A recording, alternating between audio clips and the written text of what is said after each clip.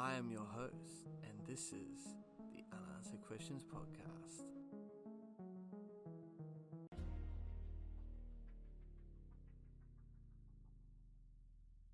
Hello everyone, and welcome to another episode of my new podcast, Unanswered Questions, where every week we will endeavour to discuss a mysterious unsolved case that has many lingering unanswered questions. So I hope you enjoy, and as always, leave me some feedback on what you think about the show, and rate it as well. Now on to the show. This week we'll be talking about Lionel Crabb. So Lieutenant Commander Lionel Kenneth Phillip Crabb, born 28th of January 1909 and presumed dead 19th of April 1956, known as Buster Crabb, was a Royal Navy frogman and diver who vanished during a reconnaissance mission for MI6 around a Soviet cruiser berthed at Portsmouth Dockyard in 1956. Now we're going to get into a bit of his early life. So Lionel Crabb was born in 1909 to Hugh Alexander Crabb and Beatrice Goodall of Streatham, southwest London. They were a poor family. Hugh Crabb was a commercial traveller for a firm of photographic merchants. Crabb's father Hugh was eventually listed as missing during the Great War. Now, for most of Crabb's early days, he was brought up by Frank Jarvis, a relative of Beatrice, who came to stay after the war. For a short and unhappy time, Lionel went to school at Brighton College, but then transferred to HMS Conway, a naval academy. When he left school, he was a bit of a drifter, having lots of different jobs and not much liking any of them. In the end, Crabb tried to join the Navy in 1939 when he was 28. He was refused on medical grounds, was told to join the reserves, so he joined the Merchant Navy instead. Now we get into the outbreak of World War II. So at the outbreak of the Second World War, Crabb was first an army gunner, and because of this he was able to join the Royal Navy Patrol Service that used trawlers to clear mines. At last he was where he wanted to be. Unfortunately, he had to have a medical at some stage, and when he did, it was found that he had a weak left eye, and so he was banned from further sea service. Fed up with this, Crabb volunteered for special duties and ended up becoming a mine and bomb disposal expert. Then in 1941 he joined the Royal Navy. The next year he was sent to Gibraltar, where he worked in a mine and bomb disposal unit to remove the Italian limpet mines that enemy divers had attached to the hulls of Allied ships. Initially, Crabb's job was to disarm mines that the British divers removed. After doing this for a while, he thought he could be more of a use if he became a diver and applied to join the team. Crabb hated the idea of any sort of fitness training, smoked and drank heavily, and could only swim just 3 lengths of a swimming pool. But the head of the diving team, Lieutenant Bailey, accepted him because he was good at mine disposal. He was one of a group of underwater clearance divers who checked for limpet mines in Gibraltar harbour during the period of Italian frogmen and manned torpedo attacks by the Decima Flagita MAS. Gibraltar was a stronghold for the British as it provided them with a strategic port in the Mediterranean. It was a heavily fortified location due to the extensive below-rock tunnel system. Due to the area's importance, the Italians launched clandestine actions against them using frogmen. Despite the harbour having a net barrier that extended beneath the water, the Italians, who would send men to an area on an underwater rideable torpedo, they would then cut through the netting and into the harbour. They would also attach limpet mines to the hulls of Allied vessels, the same explosives Lionel Crabb disposed of. At one point, they managed to take out 5 ships in 3 months. They also dived with oxygen rebreathers, Davis submerged escape apparatus, which until then had not been used much, if at all, for swimming down from the surface. At first they swum by breaststroke without swim fins. In those days, diving equipment was very rudimentary, as up to the outbreak of the Second World War, the Navy did not consider the diver to have an offensive role, and used them mostly for clearance diving or repairing ships' bottoms. However, attacks by the Italian midget submarines during the First World War soon put paid to this idea. By the time the Second World War started, the Italians had become much more sophisticated, and by 1941 had damaged 2 battleships, HMS Queen Elizabeth and HMS Valiant, in the port of Alexandria. By the time Italy surrendered, their midget submarines had sunk 190,000 tons of merchant shipping and over 90,000 tons of Allied warships. Bailey and Crabb built up the underwater working party, and when Bailey broke his ankle, Crabb took it over. Crabb had to constantly adapt to the Italian threat, especially when the Italians started to use human torpedoes. The unit secretly took up residence in an old battered steamer called the Altera, moored in a neutral Spanish port just 5 miles from Gibraltar. On board the Altera, the Italians made a workshop to equip their subs and cut an entrance hole below the waterline so that the human torpedoes could be launched in complete secrecy. On the 7th of December, 3 of these were launched to attack shipping in Gibraltar harbour, and it was only because of Crabb's vigilance along with his assistant leading seaman Bell that all the attacks were foiled. On the 8th of December 1942, during one such attack, two of the Italian frogmen, Lieutenant Vistantini and Petty Officer Margot, died, probably killed by small explosive charges thrown from harbour defence patrol boats, a tactic said to have been introduced by Crabb. Their bodies were recovered and their swim fins and scuba sets were taken from then on used by Sidney Knowles and Crabb.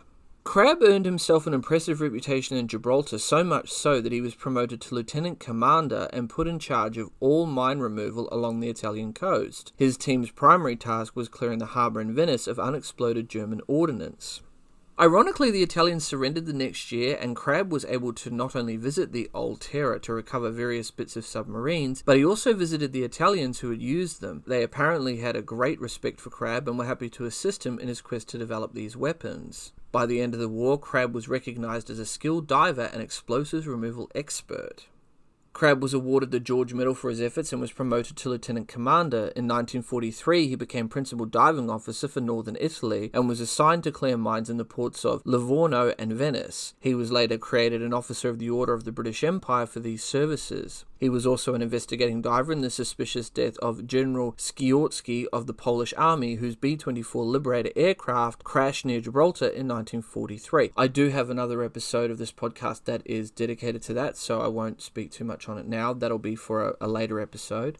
By this time, he had gained the nickname Buster after the American actor and swimmer Buster Crabb. Ironically, the Royal Navy diver wasn't a fantastic swimmer, but rather exceptionally diligent and determined.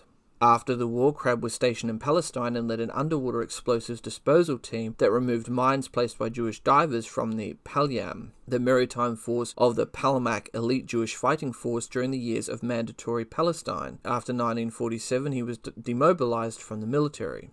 Crabb then moved to a civilian job and used his diving skills to explore the wreck of a Spanish galleon from the 1588 Armada off Tobermory on the Isle of Mull. He then located a suitable site for a discharging pipe for the atomic weapons research establishment at Aldermaston. He later returned to work for the Royal Navy. He twice dived to investigate sunken Royal Navy submarines, the HMS Truculent in January of 1950 and HMS Affray in 1951, to find out whether there were any survivors. Both efforts, however, proved fruitless. In 1952, Crabb married Margaret Ellen Player, the daughter of Henry Charles Blackenbury Williamson and the former wife of Ernest Albert Player. The couple separated in 1953 and divorced about 2 years later.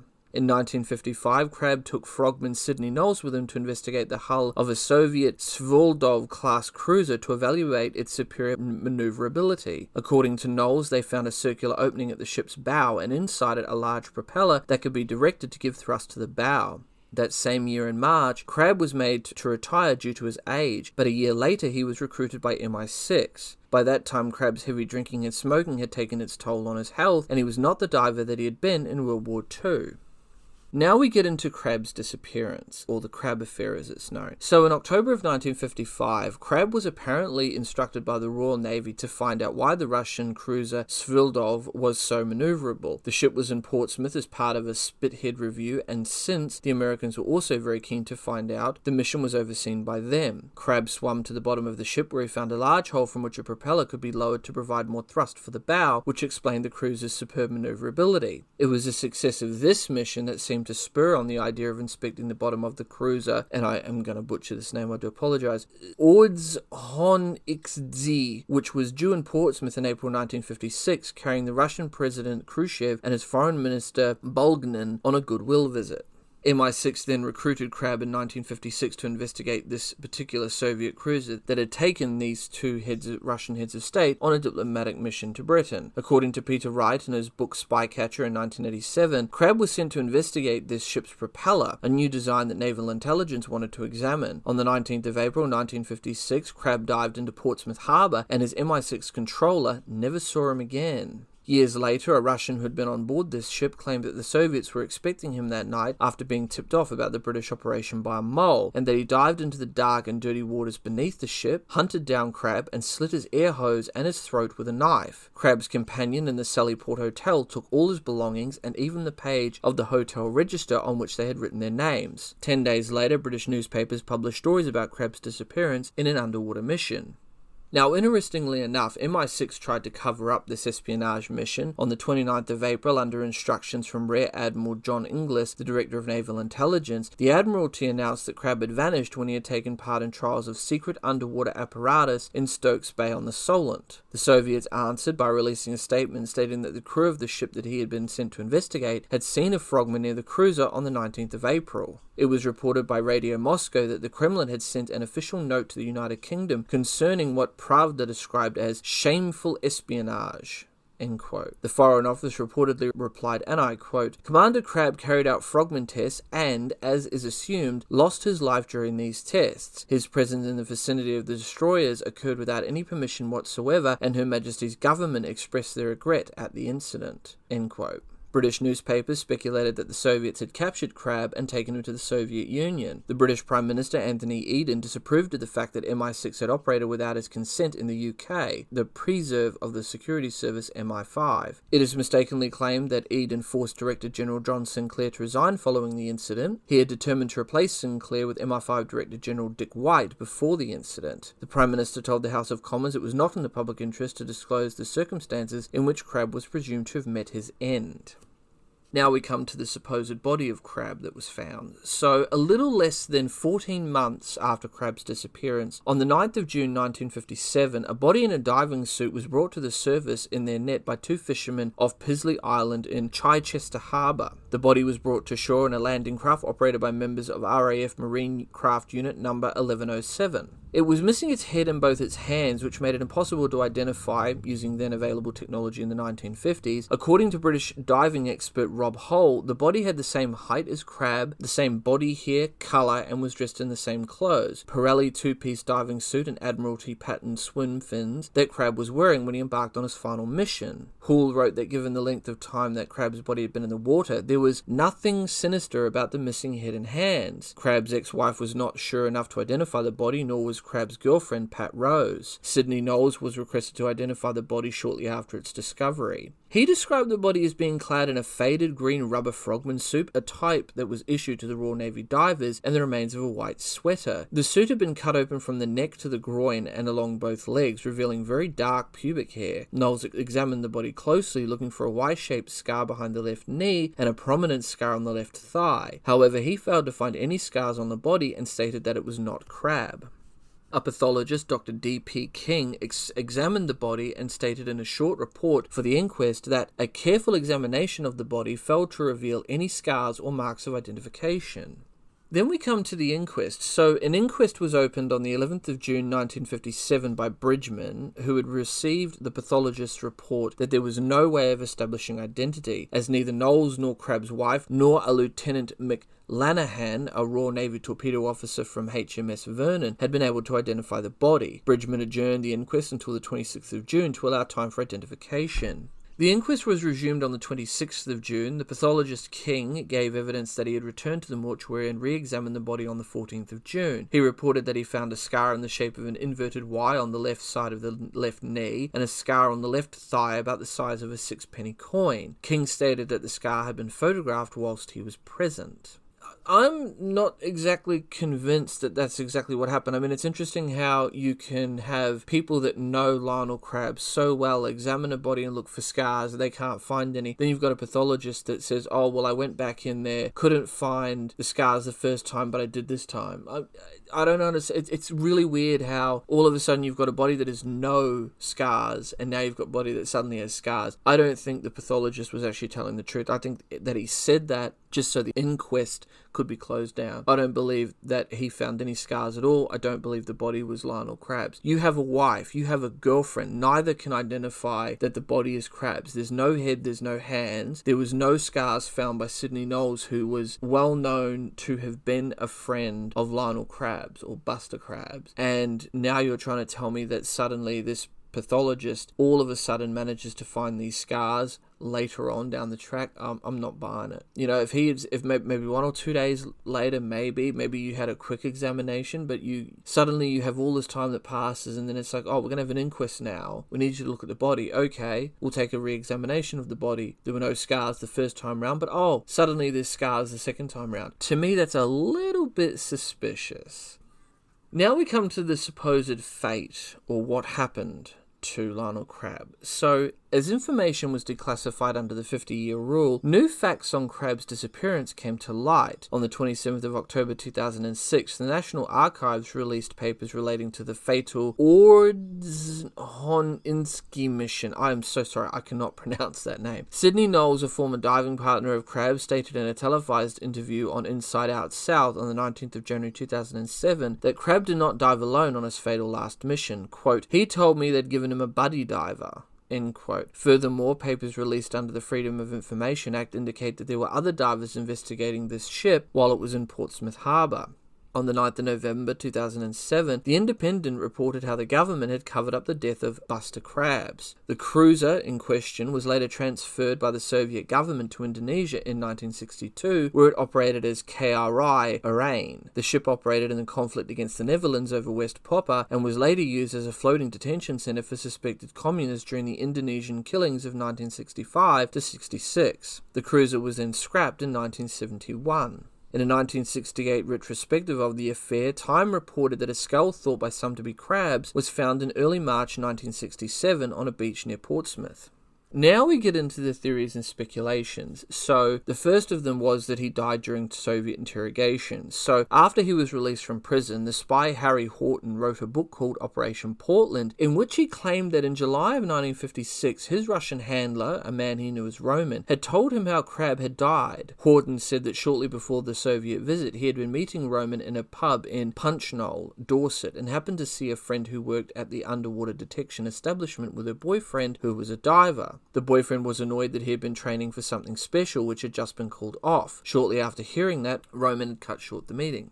According to Horton's account, after assessing the divers that might be planning some activity relating to the ship in question, the Soviet Navy arranged for 6 underwater sentries to watch the bottom of the ship, which had been fitted with wire jack strays on either side to help hold them on. When Crabb arrived, a struggle ensued in which Crabb's air supply was turned off and he passed out. He was then hauled on board and taken to the sick bay, having passed out a second time, where he was given medical treatment. When Crabb had recovered sufficiently, the Soviets began to interrogate him. He was making a confession when he collapsed and did not recover. Aware that they might be accused of causing his death, the Soviets decided to fix his body lightly to the bottom of the ship so that it came loose once the ship was underway. However, the body tangled in something underwater, which meant it was not discovered for 14 months. Horton advanced the theory that Crabb's mission was to plant a small limpet mine onto the ship, the purpose of which was to detect whether the Soviet Navy was using the latest sonar technology. If it was, the mine would detonate and the ship would slow down. If not, the mine would eventually detach and fall to the bottom of the sea. Another theory floating around at the time was that he was killed by the Soviets. So, in a 1990 interview, Joseph Zverkin, a former member of Soviet naval intelligence, had moved to Israel after the breakup of the Soviet Union. He claimed that the Soviets had noticed Crabb in the water and that a Soviet sniper had shot him. On the 16th of November 2007, the BBC and the Daily Wire reported that Eduard Kolstov, a Soviet frogman, claimed to have caught Crabb placing a mine on the hull of the ship and cut his throat. In an interview for a Russian documentary film, Koltsov showed the dagger he claimed to have used, as well as the Order of the Red Star medal that he said he had been awarded for the deed. A Russian journalist from the military newspaper Kranzanya Zvezda considered the Koltsov story improbable. In particular, the archive documents did not confirm that Koltsov, a bus driver in Rostov-on-Don for 30 years, had been awarded the Order of the Red Star or was a Navy frogman. Basically, the Order of the Red Star is the highest Russian award. Think of it as like it's the Russian equivalent of America's Medal of Honor. If I remember my history correctly, when the Russians were trying to cross over the river to get into Germany, I know that Stalin made a quote once where he said, "The first Russian that gets across the river will be given an Order of the Red Star," which was the highest achievement you could possibly get as a medal at that time. So it's a pretty incredible medal to obtain. Official British government documents regarding Crabb's disappearance are not scheduled to be released until 2057.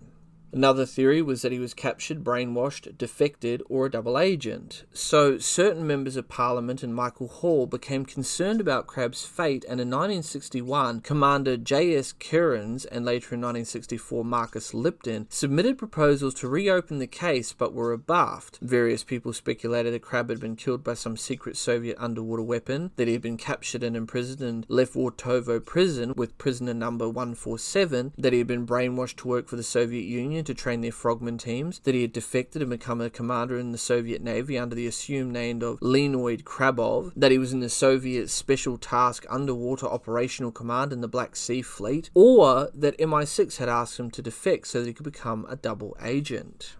There was also the MI5 theory. So Tim Binding wrote a fictionalized account of Crabb's life, Man Overboard, which was published by Picador in 2005. Binding stated that following the book's publication, he was contacted by Sidney Knowles. Binding alleged that he then met Knowles in Spain and was told that Crabb was known by MI5 to have intentions of defecting to the USSR. This would have been embarrassing to the UK, Crabb being an acknowledged war hero. Knowles has suggested that MI5 set up the mission to go to this particular boat, ship specifically to murder Crabb, and supplied Crabb with a new diving partner who was under orders to kill him. Binding stated that Knowles alleged that he was ordered by MI5 to identify the body found as Crabb when he knew it was definitely not Crabb. Knowles went along with the deception. Knowles has also alleged that his life was threatened in Torremolinos in 1989, at a time when Knowles was in discussions with a biographer about the claims that Crabb was planning to defect to the Soviet Union. Reg Valentine of the Historical Diving Society was quoted as saying, and I quote, "Diving historians find it very hard to believe that this man, who prided himself on being a patriot, would have seriously considered defecting. Crabb was very fond of being a hero, and it is hard to imagine him jeopardizing that status." End quote. It is not clear just why MI6 would recruit a man who was known to be planning to defect the Soviet Union to spy against the Soviet Union, or why Crabb would agree to such a mission if he really had decided that he wanted to live in the Soviet Union. The last possible theory was death by misadventure. So the British diving expert Rob Hull wrote in 2007 that Crabb had probably died of oxygen poisoning or perhaps carbon dioxide poisoning, and that Crabb's age and poor health caused by his heavy drinking and smoking had made him unsuitable for the mission that he had been assigned. In support of the death by misadventure theory, Hull stated that before disappearing on his second attempt to dive to the ship in question, Crabb had during his first attempt experienced equipment failure, which suggested that Crabb's equipment was not up to standard. Crabb's MI6 officer, John Nicholas Reed Elliott, always took the view that Crabb had suffered equipment failure and or his health had given way, and that his reputation had been unfairly dragged through the mud. So what really happened to Lionel Buster Crabb? Well, it's certainly fair to say that Crabb did swim out to the Russian vessel, but what happened next is down to who you believe. The most credible evidence seems to be Joseph Zwerkin, who I mentioned before. That was a member of, or an ex-member I should say, of the Soviet Naval Intelligence. He was interviewed in Israel in 1990, where he had moved after the fall of communism. He stated that a diver had surfaced near the ship and had been shot in the head by one of the ship's crew. Seems about right to me. I mean, all the secrecy surrounding this affair seems to be not so much about Crabb and what he did, but rather about what the various government agencies did, why they did it, and why did they cover it all up. It is interesting to find out that the official government documents relating to this affair are not scheduled to be released until 2057. With that, this case remains open, but with many unanswered questions that still remain unanswered. Please rate the show, let me know what you guys think about this and the many other cases I have covered. You can follow me on all major social media platforms, YouTube, BitChute, Dailymotion. I'm also on Twitter and Instagram, links are all down below in the description. If you have a case you'd like me to look at or cover, don't hesitate to send me a message. I'm your host, and this has been the Unanswered Questions Podcast. Until next time. Next on Unanswered Questions. There have been mysterious deaths of people who worked for GEC Marconi, the defense arm of GEC, on the Stingray torpedo project between 1972 and 1988. However, there are some deaths after 1988 that are also included in this list.